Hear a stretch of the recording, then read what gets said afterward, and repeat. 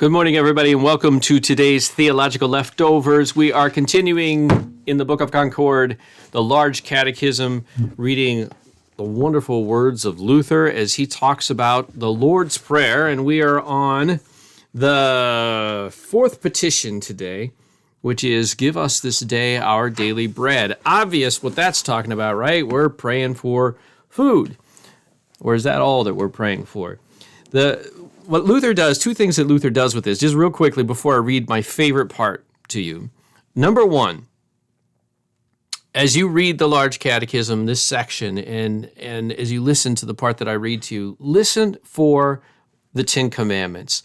This is one of the wonderful things that Luther does. When he explains one of the six chief parts, he doesn't forget what he's already said. What we've already discovered. He builds on it. So each of the petitions as we move along build on the previous petitions. But more than that, you really hear the Ten Commandments in each one of these things. You can't read the petition, hallowed be thy name, without thinking about the second commandment and what Jesus says, what God says or commands in regards to his name. And he does the same thing with this, give us this day our daily bread. So pause for a moment and think, which of the Ten Commandments might have something to do, or might we be able to theologically tie in with that petition, give us this day our daily bread? Luther does tie in one of the commandments, and it's why it's my favorite part. And he does it in such a way that this is the second thing I want to point out to you. He broadens our horizons. He shows us not just that this petition is about more than what we think, but he broadens our horizons when it comes to the food that is before us when we sit down and when we pray. He broadens our horizons. He helps us to understand when we look at the bread on the table, we should see the graciousness of God. And not just in one way, but in all kinds of ways, right? So he really, just in this one paragraph, he opens up a whole world of reasons to be thankful to God as we pray this prayer. Here's how he, just one paragraph, you are encouraged to read the whole thing. You can find this online, and you're encouraged to share with me your favorite part. I'm sharing with you my favorite part. You should share with me your favorite part. So far, I haven't gotten anybody sharing their favorite parts with me. Not one person.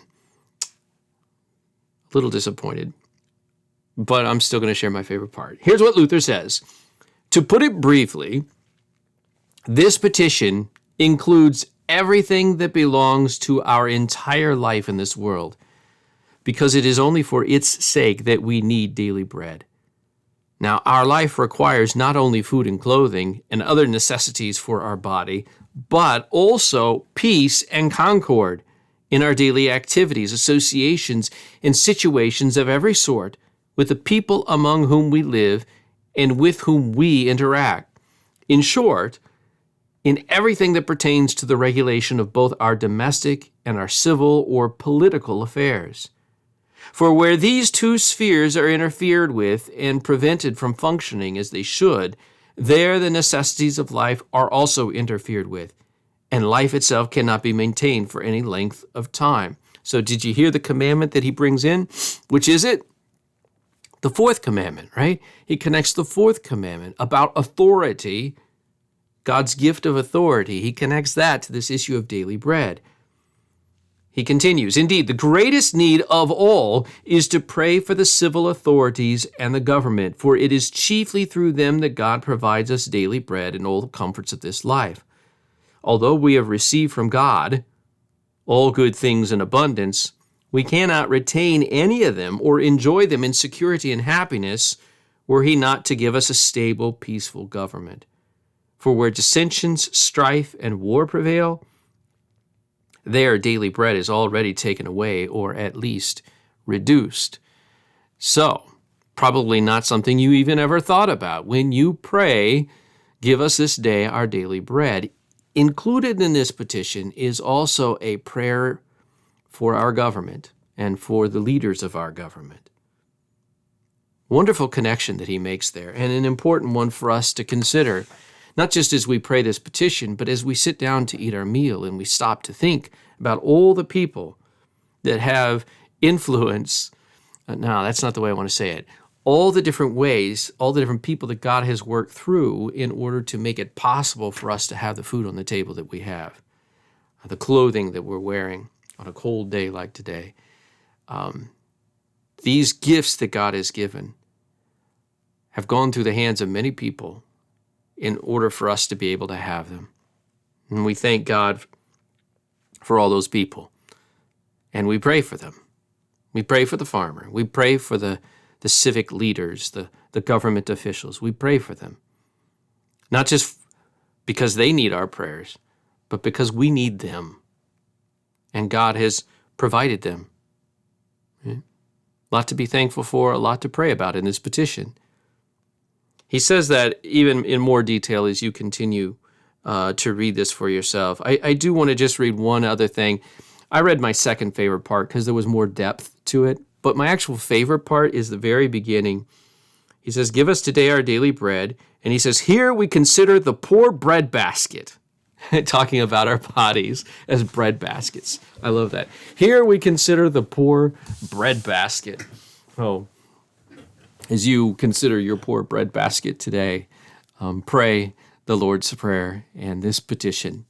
Think about the many ways that God fills your bread basket, fills your body with good things, and provides for it each and every day through so many wonderful people that also need our prayers. Lots for you to think about, as always, when we're looking at the Large Catechism. Again, let me share your comments with me. Let me know what your favorite parts are. If you think there's somebody that will be blessed by this particular reading today, share it with them. Pass it on. I very much would appreciate you getting the good word out, helping me do that. Talking about good word, don't forget divine service this Saturday, 10:30.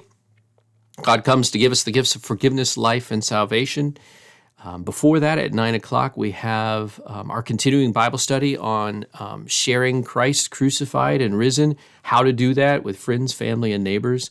We're going to be wrapping that up in a couple of weeks. I'm just giving you a heads up.